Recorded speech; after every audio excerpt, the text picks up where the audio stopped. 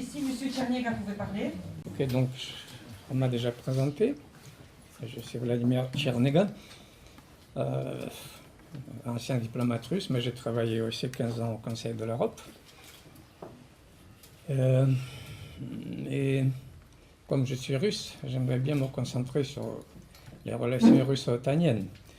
J'ai eu déjà une occasion de dire à mes collègues que dans les années 90, j'avais travaillé, j'étais ministre de l'ambassade de Russie à Bruxelles et j'ai participé aux pourparlers entre la Russie et l'OTAN qui ont débouché d'abord sur la signature de l'acte fondateur sur les relations et la coopération entre la Russie et l'OTAN et sur la création du Conseil Russie-OTAN qui a été créé en 2002. C'était une sorte de lune de miel entre l'OTAN et la Russie. Un groupe d'officiers russes, commandé par un général 3 étoiles, travaillait au SHAPE, l'état-major militaire de l'OTAN, situé à Mons, en Belgique. D'ailleurs, c'est grâce à eux que j'ai pu visiter cet état-major ultra secret. Et comme leur famille vivait là-bas, il était touchant de voir les mamans russes promener leur poussette avec bébé à côté des mamans britanniques, américaines, françaises. C'était une vraie lune de miel. Mais malheureusement, vous savez, la suite, mais les premiers ombres ont apparu déjà à cette époque-là. Parce qu'au cours de ces pourparlers, nous demandions sans cesse à nos collègues otaniens de prendre un engagement de ne pas élargir l'OTAN à l'Est et de donner un caractère plus politique à l'alliance que militaire. Donc, en réponse, nous avons reçu un petit billet sans signature qui disait que l'alliance n'a ni le plan, ni l'intention de s'élargir. Donc la suite, vous connaissez très bien. La première vague d'élargissement, c'était 1997, juste au moment où l'acte fondateur a été signé. Donc Pologne, République tchèque, Hongrie, on était admis à l'OTAN. Et c'était aussi au moment où l'OTAN a bombardé la Yougoslavie. Et c'était un grand tournant, parce que pour les Russes, c'était évident que cette organisation qui se disait toujours que c'était une alliance de défense se transmet en alliance offensive. Et donc, mais quand même, Vladimir Poutine, lorsqu'il est arrivé au pouvoir en 2000, il a quand même cette évolution. Donc, cela signifiait qu'une confrontation était déjà donc, à l'horizon. Il faut dire que peu de voix s'élevaient à l'Occident pour alerter, pour donner un signal d'alerte. Mais il y avait des exceptions. En France, c'était Jacques Attali et Jean-Pierre Chevènement. Ils ont prédit cette confrontation qui a lieu aujourd'hui dans leurs articles, justement en 1999. Mais après, Vladimir Poutine a essayé quand même de stopper ce glissement vers la confrontation. Vous vous souvenez, après les attentats aux États-Unis en 2001, il a proposé son aide aux États-Unis. Il avait vraiment les avions militaires américains pouvaient survoler le territoire russe. Il y avait même un grand aérodrome en Russie que les Américains pouvaient utiliser. La Russie a laissé installer une base militaire en Kirghizie, une base militaire américaine, etc. Mais ça n'a pas changé la grande tendance. En 2004, il y a eu la deuxième vague de l'élargissement. Et c'était peut-être le tournant définitif. En 2007, Vladimir Poutine a déjà prononcé à Munich son célèbre discours. Il a dit carrément que si ça continue, la Russie résisterait. En 2008, il y a eu déjà la guerre russo-géorgienne. C'était le premier signal de la part de la Russie. Et ensuite, 2014, l'Ukraine. Pour la Russie, la révolution de Maïdan, c'était un coup d'État dirigé contre elle. Bon, peut-être c'était une analyse erronée, on peut en discuter, mais la Russie a perçu ça comme ça. D'ailleurs, M. Thoman l'a dit aussi. Voilà. Donc, il y a maintenant cette confrontation. Ensuite, il y a eu la Syrie. Donc, il y a maintenant cette confrontation sans fin. Et lorsqu'on regarde tout le tableau, on voit bien que le grand gagnant de cette compréhension, ce sont les États-Unis. Ils ont pu d'abord séparer l'Union européenne et la Russie, qui avait de très bonnes relations avant.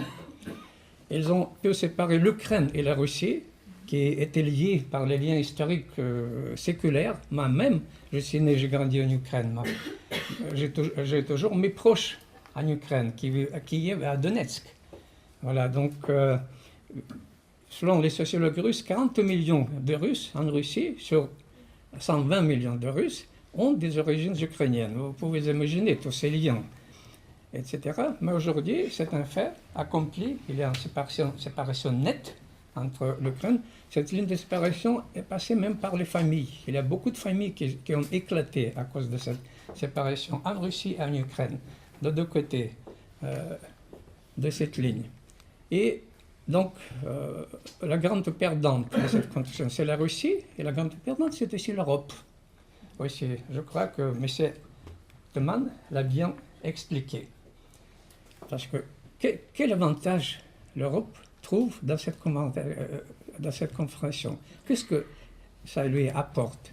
Sauf l'insécurité, l'instabilité, le danger d'une guerre nucléaire en Europe, il faut dire, etc., etc.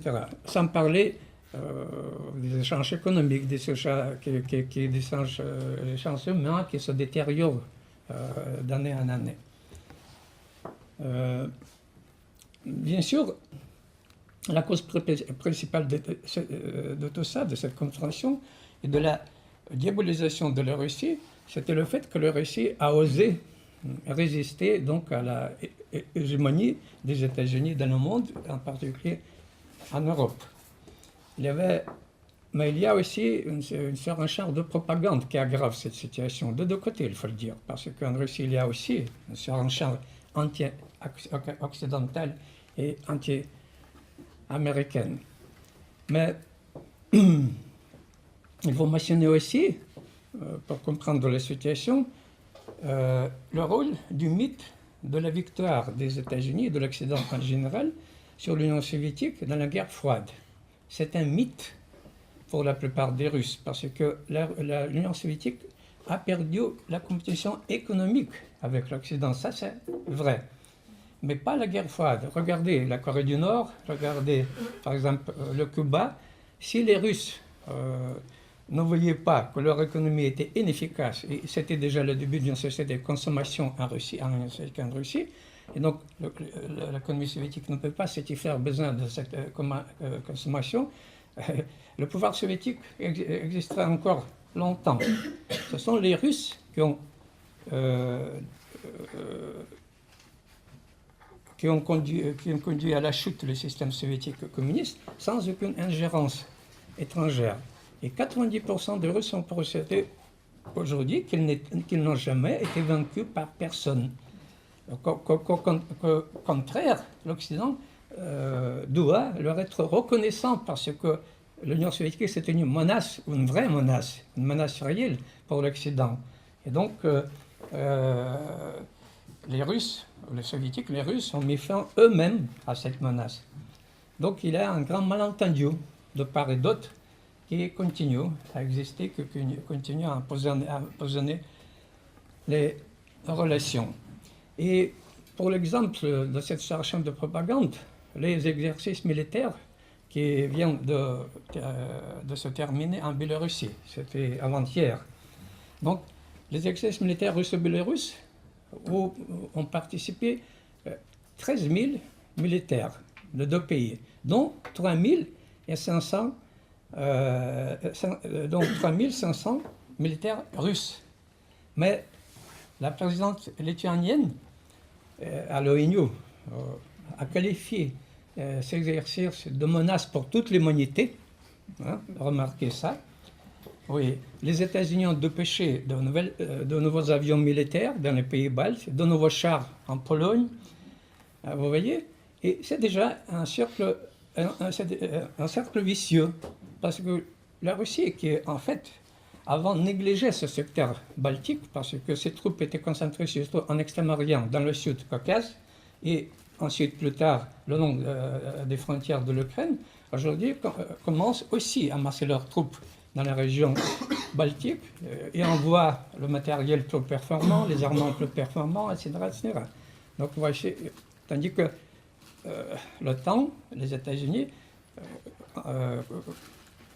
ripostent. Donc, vous voyez, le cercle vicieux, c'est comme ça. Et c'est toujours la peur. On peut comprendre bien sûr la peur des pays baltes et la Pologne, le peur fantomique, si vous voulez, qui a dû passer. Par contre, comprendre les propos des responsables américains qui disent que la Russie est une menace existentielle pour les États-Unis. Le budget militaire russe est 11 fois inférieur au budget militaire américain. Vous avez vu des bases militaires. Les États-Unis ont 1800 bases militaires dans le monde. La Russie, 4 ou 5 bases, y compris en Syrie. Mais c'est comme ça. Il y a toujours l'intérêt de la part des États-Unis de maintenir cette confrontation, de maintenir cette tension permanente aux frontières de la Russie. Et on les comprend bien. Cela ne leur coûte rien. En fait, ils ne connaissent pas de dégâts vraiment sérieux qui proviennent de cette confrontation. Par contre, j'ai déjà dit, il y a 2 grands perdants ou perdantes, c'est la Russie et l'Union européenne. Ouais, et j'aimerais quand même rappeler que la France est aussi présente dans le secteur baltique, dans la région baltique. Les avions militaires français patrouillent aussi le ciel, et donc il y a toujours le risque d'un incident majeur. Et plus la tension augmente, plus ce risque est élevé. D'ailleurs, j'ai publié il y a un an dans la revue Défense nationale un article sur les risques d'une guerre nucléaire en Europe, où je parlais de ce risque qui ne cessait pas d'augmenter. Et donc, à mon avis, aujourd'hui, c'est le tour de l'Europe, quand même, de dire son mot. Il y a quand même un espoir.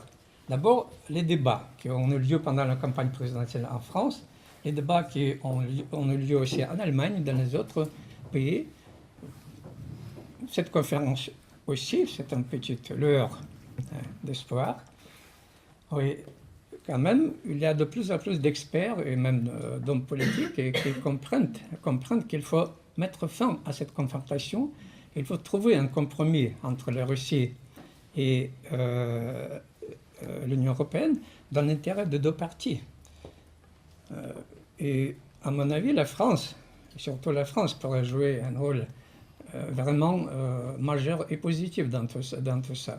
L'Allemagne a commencé à aussi parler, après l'élection de M. Trump, a commencé aussi à parler d'une Amérique imprévisible, qu'il faut souder l'Europe, il faut avoir une défense européenne, etc. etc. Mais en fait, l'Allemagne reste toujours dans l'axe euro-atlantiste. Et malheureusement, l'élection qui aura lieu dimanche prochain, Mme Merkel a toutes les chances d'être réélue. Malheureusement, cela voudrait dire que cette ligne continuera. Peut-être pas, peut-être non, mais il y a toutes les chances. Mais moi, je suis plutôt optimiste. J'espère que quand même, l'Europe prendra conscience de ses propres intérêts et cessera d'être un simple instrument des États-Unis. Parce que, bon, si l'Union européenne, surtout après le Brexit, peut prétendre être une entité autonome, le temps, vous comprenez très bien, est dominé à 100% par les États-Unis. C'est un simple instrument de la puissance américaine, de la hégémonie américaine, et j'ai déjà dit que ce n'est pas dans l'intérêt des États-Unis de faire disparaître cette tension et cette confrontation. Voilà, donc on optera quand même pour l'espoir et pour un rôle plus actif et plus équilibré de l'Union européenne dans tout ça, et que les Européens, dans le cadre de la grande Europe, deviennent quand même les maîtres de leur propre destin. Merci.